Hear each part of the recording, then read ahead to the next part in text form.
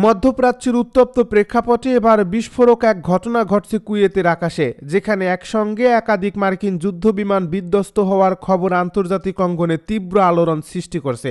কুয়েতের প্রতিরক্ষা মন্ত্রণালয় আনুষ্ঠানিক বিবৃতিতে জানিয়েছে, সামরিক মহড়া ও চলমান নিরাপত্তা তৎপরতার মধ্যে কয়েকটি যুদ্ধবিমান দুর্ঘটনার শিকার হয়েছে। এই ঘটনাটি ঘটে সোমবার ভোরের দিকে, যখন আকাশে টহলরত বিমানগুলোর সঙ্গে হঠাৎ যোগাযোগ বিচ্ছিন্ন হয়ে যায়। কিছুক্ষণের মধ্যেই কুয়েতের মরুভূমি এলাকায় আগুন ও ধোঁয়ার কুণ্ডলী দেখা যায়, যা স্থানীয় বাসিন্দারা মোবাইল ফোনে ধারণ করে সামাজিক যোগাযোগ মাধ্যমে ছড়িয়ে দেন। সেই ভিডিওগুলো দ্রুত আন্তর্জাতিক সংবাদ মাধ্যমে পৌঁছে যায় এবং বিশ্বজুড়ে শুরু হয় জল্পনা কল্পনা। মার্কিন গণমাধ্যম CNN ভূ অবস্থান যাচাই করে যে ভিডিওগুলো বিশ্লেষণ করছে, তাতে দেখা গেছে একটি যুদ্ধবিমান আকাশে আগুন ধরে নিচের দিকে দ্রুত নেমে আসছে। প্রত্যক্ষদর্শীরা জানিয়েছেন, এই বিস্ফোরণের শব্দ কয়েক কিলোমিটার দূর থেকেও শোনা গেছে। কুয়েতে অবস্থিত যুক্তরাষ্ট্রের আল সালেম বিমান ঘাঁটির কাছাকাছি প্রায় 10 কিলোমিটার দূরে এই দুর্ঘটনা ঘটে বলে নিশ্চিত করা হয়েছে। উদ্ধারকারী দল দ্রুত ঘটনাস্থলে পৌঁছে আগুন নিয়ন্ত্রণে আনে এবং পাইলটদের নিরাপদে সরিয়ে নেয়।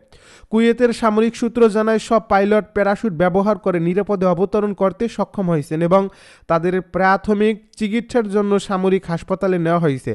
বিধ্বস্ত হওয়া বিমানগুলোর মধ্যে অন্তত একটি ছিল মার্কিন বাহিনীর বহুল ব্যবহৃত F সিরিজের যুদ্ধ বিমান। সামরিক বিশ্লেষকেরা মনে করছেন, এটি সম্ভবত F-18 হর্নেট বা একই শ্রেণীর উন্নত ফাইটার জেট। প্রতিটি আধুনিক F সিরিজ যুদ্ধ বিমানের বাজার মূল্য $100 মিলিয়ন কাছাকাছি। এর ফলে আর্থিক ও কৌশলগত উভয় দিক থেকেই এই ক্ষতি তাৎপর্যপূর্ণ। এই ঘটনাটির পরপরই ইরানের পক্ষ থেকে দাবি করা হয়, তাদের প্রতিরক্ষা ব্যবস্থা শত্রুপক্ষের বিমান লক্ষ্য করে আঘাত এনেছে। যদিও যুক্তরাষ্ট্র আনুষ্ঠানিকভাবে এখনও সরাসরি শত্রু হামলার কথা স্বীকার করেনি, তবু মধ্যপ্রাচ্যের বর্তমান পরিস্থিতিতে এ ধরনের দাবি নতুন করে উত্তেজনা বাড়িয়েছে। বিশ্লেষকদের মতে, সাম্প্রতিক সপ্তাহগুলোতে ইরান ও যুক্তরাষ্ট্রের মধ্যে উত্তেজনা দ্রুত বেড়েছে। ইরান ইতিমধ্যেই ঘোষণা দিয়েছে যে তারা কোনো চাপের মুখে সমঝোতায় যাবে না এবং প্রয়োজনে সামরিক জবাব দেবে। অন্যদিকে ইউনাইটেড স্টেটস আঞ্চলিক ঘাঁটিগুলোতে সতর্কতা জারি করছে এবং নিরাপত্তা ব্যবস্থা জোরদার করছে। কুয়েতে মার্কিন সামরিক উপস্থিতি দীর্ঘদিনের, বিশেষ করে উপসাগরীয় অঞ্চলে কৌশলগত ভারসাম্য রক্ষায় এই ঘাঁটিগুলো গুরুত্বপূর্ণ ভূমিকা পালন করে। তাই কুয়েতের আকাশে এমন ঘটনা শুধু একটি দুর্ঘটনা নয়, বরং বৃহত্তর আঞ্চলিক রাজনীতির অংশ হিসেবেই দেখা হচ্ছে। গত কয়েকদিনে মধ্যপ্রাচ্যের বিভিন্ন মার্কিন ঘাঁটিকে লক্ষ্য করে ড্রোন ও মিসাইল হামলার অভিযোগ উঠছে। ইরানের বিপ্লবী গার্ড বাহিনী অর্থাৎ ইসলামিক রেভলিউশনারি গার্ড কর্পস একাধিক বিবৃতিতে জানিয়েছে যে তারা শত্রুপক্ষের আগ্রাসনের জবাব দিচ্ছে। কুয়েতের আল সালেম ঘাঁটির আশপাশেও ক্ষেপণাস্ত্র সতর্কতা জারি করা হয়েছিল বলে স্থানীয় সূত্রে জানা গেছে। মধ্যপ্রাচ্যের আকাশে আবারও যুদ্ধের কালো মেঘ ঘনিয়ে উঠছে। ইরান ও ইসরায়েলের দীর্ঘদিনের বৈরিতা নতুন করে রূপ নিয়েছে সরাসরি সামরিক সংঘাতে, আর সেই সংঘাতে যুক্ত হয়েছে যুক্তরাষ্ট্র। মাত্র কয়েক মাস আগের উত্তেজনা প্রশমিত হওয়ার আগেই ইসরায়েল ও তার ঘনিষ্ঠ মিত্র যুক্তরাষ্ট্র ইরানের ভেতরে একাধিক গুরুত্বপূর্ণ স্থাপনায় ব্যাপক হামলা চালায়। তেহরান দাবি করছে, এসব হামলায় দেশটির সর্বোচ্চ ধর্মীয় নেতা আয়াতুল্লাহ আলী খামেনির সহ শীর্ষ পর্যায়ের কয়েকজন গুরুত্বপূর্ণ ব্যক্তি নিহত হয়েছেন। যদিও এ বিষয়ে স্বাধীনভাবে নিশ্চিত হওয়া যায়নি, তবুও এমন দাবিই পুরো অঞ্চলকে অস্থিতিশীলতার নতুন এক পর্যায়ে নিয়ে গেছে। এই হামলার পরপরই ইরান ঘোষণা দেয়, এই আঘাতের জবাব কঠোরভাবেই দেওয়া হবে। কথা অনুযায়ী কয়েক ঘন্টার মধ্যেই তেহরান একের পর এক ব্যালিস্টিক ক্ষেপণাস্ত্র ও ড্রোন ছুড়ে ইসরায়েলের বিভিন্ন সামরিক কৌশলগত স্থাপনাকে লক্ষ্য করে আঘাত হানে। শুধু ইসরায়েলই নয়, মধ্যপ্রাচ্যে অবস্থিত মার্কিন সামরিক ঘাঁটিগুলো ইরানের প্রতিশোধের তালিকায় উঠে আসে। উপসাগরীয় অঞ্চলে বিস্তৃত মার্কিন স্থাপনাগুলোতে সতর্কতা জারি করা হয়, আর বিভিন্ন ঘাঁটিতে রকেট সতর্কবার্তা সাইরেন বেজে ওঠে। পরিস্থিতি এমন পর্যায়ে পৌঁছেছে যে আঞ্চলিক আকাশপথের অনেক অংশ সাময়িকভাবে বন্ধ করে দিতে বাধ্য হয় সংশ্লিষ্ট কর্তৃপক্ষ। এই সংঘাতের মধ্যে যুক্তরাষ্ট্রের প্রেসিডেন্ট ডোনাল্ড ট্রাম্প কঠোর বার্তা দিয়ে বলেন, ইরানের আগ্রাসনের জবাব দিতে ও ইসরায়েলের নিরাপত্তা নিশ্চিত করতে ওয়াশিংটন প্রয়োজনে সব পদক্ষেপ নেবে।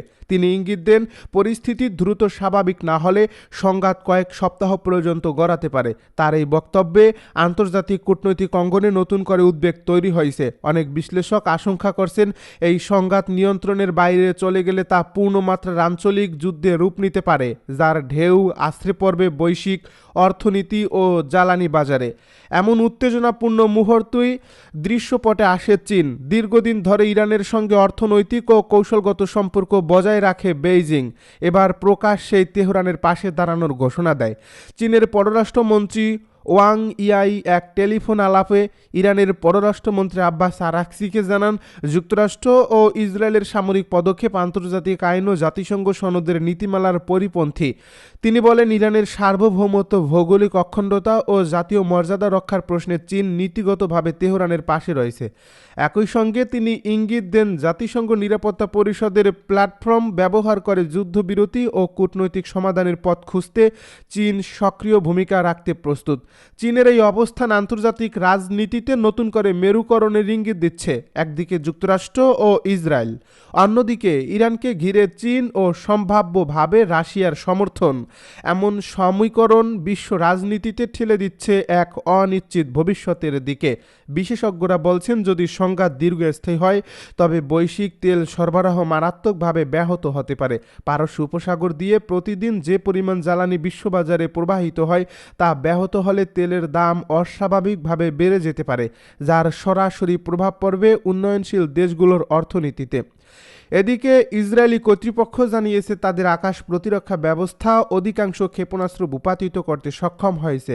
তবে কয়েকটি আঘাতে সামরিক ও বেসামরিক স্থাপনায় ক্ষয়ক্ষতি হয়েছে বলে স্থানীয় সূত্রের দাবি। অন্যদিকে ইরানও বলছে, তাদের অভ্যন্তরে চালানো হামলায় বহু মানুষ হতাহত হয়েছে।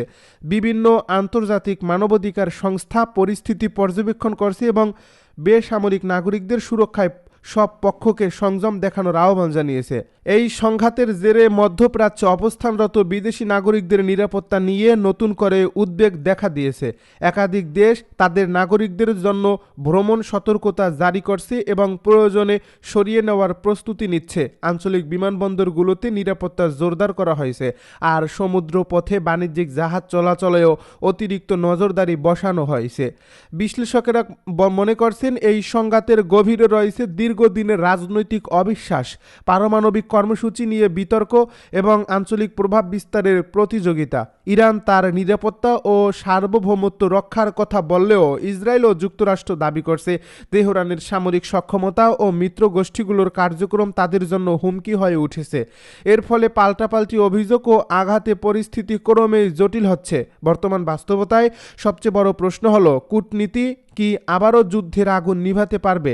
জাতিসংঘ সহ আন্তর্জাতিক সম্প্রদায়ের সামনে এখন চ্যালেঞ্জ, কিভাবে দ্রুত একটি কার্যকর যুদ্ধবিরতি নিশ্চিত করা যায় এবং সব পক্ষকে আলোচনার টেবিলে আনা যায়। কারণ এই সংঘাত যদি সীমা অতিক্রম করে তবে তা শুধু মধ্যপ্রাচ্য নয়, পুরো বিশ্বের জন্যই গভীর সংকট বয়ে আনতে পারে।